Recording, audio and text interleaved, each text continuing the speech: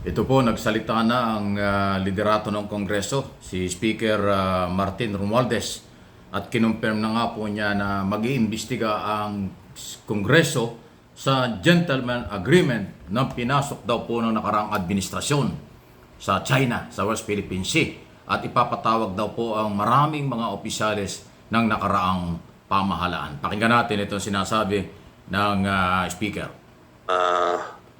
Discuss this amongst the House leadership and with the committee chairman involved. So we'll try to ferret out the truth kung ano ba talaga. Kasi as our president said, he was horrified. So are we. Kasi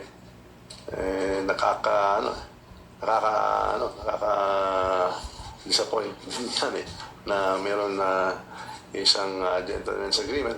Although may nagsasabi meron, pero sinasabi wala. So, dapat malaman natin ano ba talaga at ano ba talaga ang kasunduan noon kasi yun po ang in-invoke ng China ngayon. So, legally speaking, if you ask me as a lawyer, that has no force and effect. However, it has created this row. Diba? Nagkaroon itong issue. So, we have to ferret out the truth. Dapat malaman natin ano talaga nangyayari para hindi maulit-ulit kasi hindi tama. Diba? When there are international agreements, they have to be documented and they have been to be known in the public. Kung may treaty, kailangan ma-ratify pa yan. Kung EO yan, dapat napirma yan ng presidente, may documentation. Ini-invoke yan ng mga kaibigan natin sa China, wala man nating alam dyan. So, we want to ferret out the truth so hindi maulit na naman ito.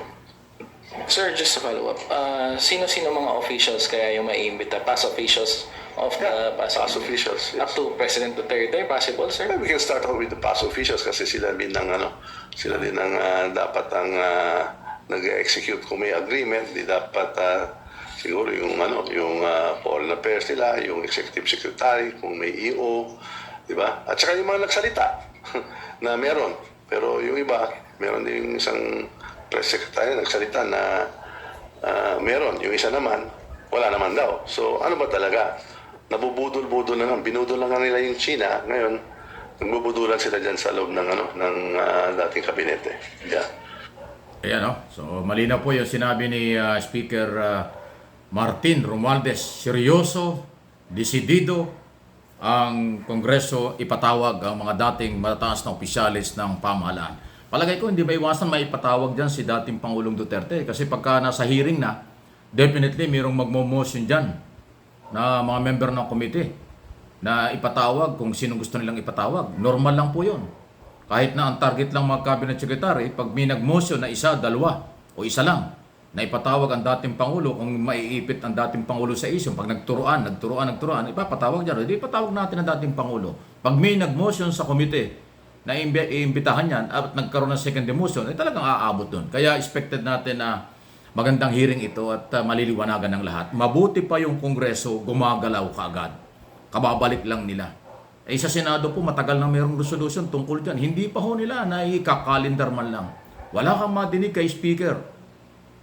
Nag-press conference si Speaker, kay Speaker, kay Senate President. Wala kang marami tayong naririnig kay Speaker Romualdez. Pero kay Senate President Zubiri, nag-press conference isang araw, ang pinag-uusapan niya at kaya sinasabi tungkol sa ibalik daw sa yung opening ng klase ng buwan ng June, ibalik sa dati, yun Wala kang, sa ibang issue, wala kang narinig. Samantalang ang titindi po ng issue at ang Senado ang dapat nag-iingay sa di umano ay gentleman agreement kasi anumang agreement dapat alam ng Senado. Kung treaty yan, dadaan sa Senado. Anumang agreement, dapat ang Senado ay nagkaka-interest. Meron ba o wala? Pero may resolution na wala hong nangyari. Wala pong nangyayari. Mas inuna pa ng Senado yung chismis na pag-akusa ng mga vlogger na anti-Marcos at yun ang pinatulan ni Senador De La Rosa nga, di ba? Pero itong ibang mga mas mainit na issue hindi nila ginagalaw. Pabuti lang at ang Kongreso ay mabilis umaksyon kasi marami sila at sila ho ay sumusuporta sa ating administrasyon. Doon sa Senado, kakaunti na nga yung Senado, 24 na lang sila, ay mayroong pa ho dyan ng mga identify pro Duterte, pro Kibuloy, pro Alvarez at kung ano-ano pa na mga ang layunin nila ipalitan si Pangulong Marcos at iupo ang kanilang gusto maging Pangulo. Parang galawan China. Ayan po ang mga nangyayari. So, kaabang-abang ito. Alam nyo, marami hong panukalang batas sa Kongreso ang natapos na. Sa Senado, hindi pa. Ito pong ating 19th Congress, patapos na ito eh. Kasi next year, election na. Pag nag-election tayo ng Mayo, Mayo na ngayon, di ba? Susunod na Mayo, may election tayo sa 2025. Pagka nag-resume ang Congress after ng election, 20 ano na po yan?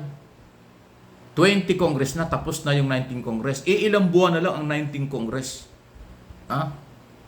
Hanggang ano lang ito, after SONA, after nitong budget, tapos na itong siguro hanggang October na lang ito. Ang maiiwan lang dyan yung budget. Ito lang taong ito.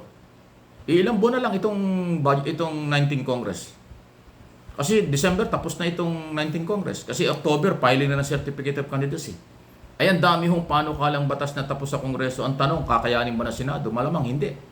Pag hindi po na-aproban ng Senado ang mga panukalang batas tungkol sa pagpapalakas ng ekonomiya, pati na yung controversial na revocation ng prangkisa ng SMNI. Pag hindi ito ginalaw ng Senado, mababaliwala yung 284 vote ng congressman. Automatic yan eh. Pag natapos ang 19th Congress at hindi natapos yung mga panukalang batas, back to zero yan. Kahit natapos sa Kongreso at hindi tinapos sa Senado, wala. Baliwala yung pinaghirapan ng Kongreso. Ganon din ang Senado. Anumang panukalang batas sa Senado at hindi naman natapos sa Kongreso, back to zero yan pagkatapos ng 19th Congress. Ganon po ang proseso dyan.